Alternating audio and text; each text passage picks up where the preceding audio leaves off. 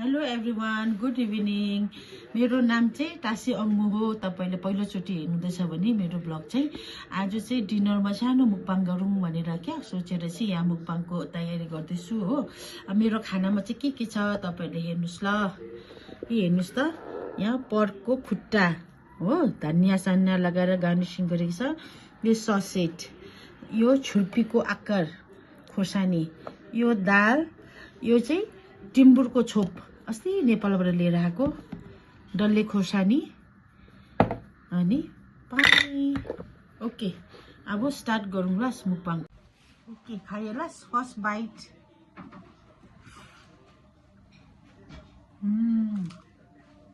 दामी दामी, मेरो छोरीले बनाएको दामी, यम यम भएछ है।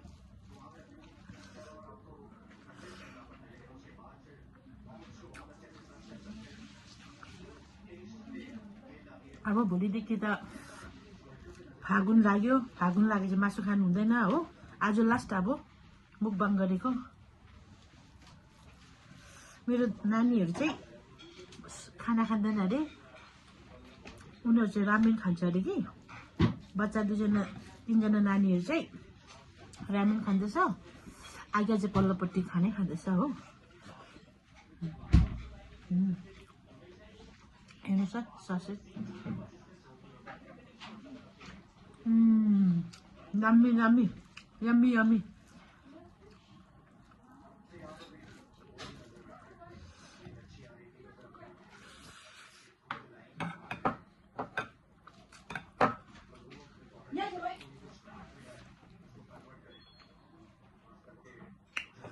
छुर्पीको आकार,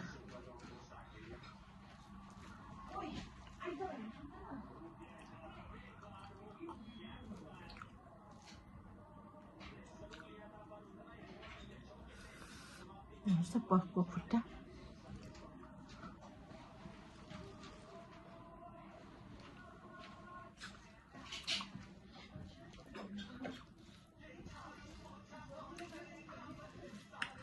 दामी भएको छ खुट्टा त, मजाले गलेछ।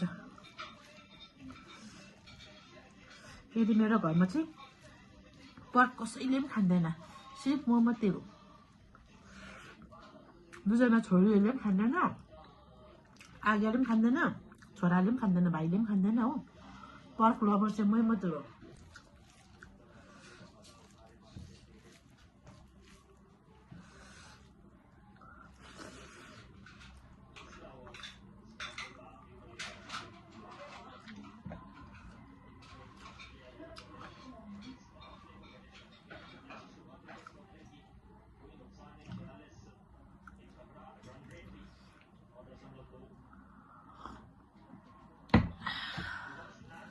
वाउ, यम यम।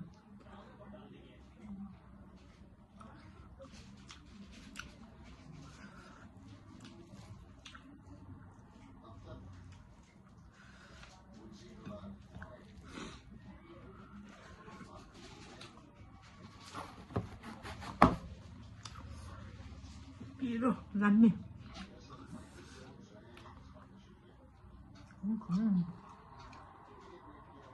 डल्ले नुनमा भिजाएको।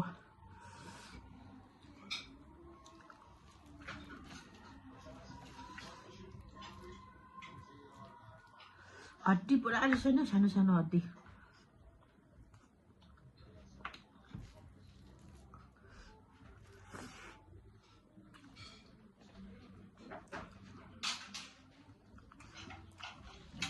दामी पिरो।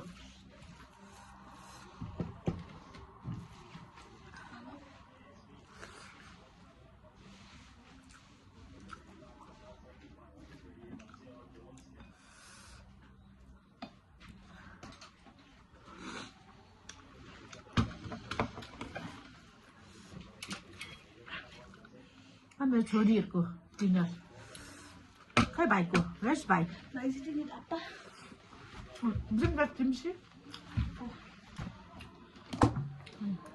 मेरो नानीहरू आफै बनाएको किम्ची हेर्नुहोस् त, रामेनसँग खाँदैछ नानीहरू।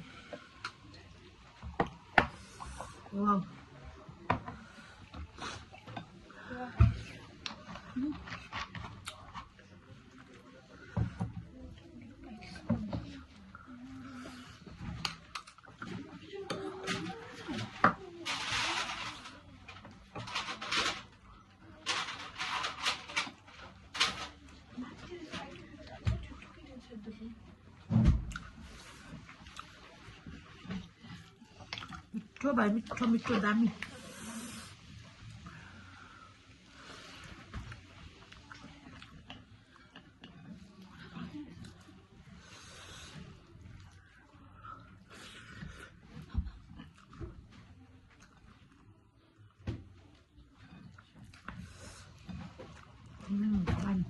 done. मिठो एकदमै मिठो थ्याङ्क्स फर वाचिङ कमेन्ट गरिदिनुहोस् तपाईँहरूले सरी मैले मुख पठाएँ पिरो भएर हो अन्त कमेन्ट गरिदिनुहोस् मेरो मुखपाङ कस्तो भयो सायद तपाईँहरूलाई मजा लाग्यो भने फ्युचरमा फेरि म अर्को मुखपाङ लिएर आउनेछु थ्याङ्क यू फर वाचिङ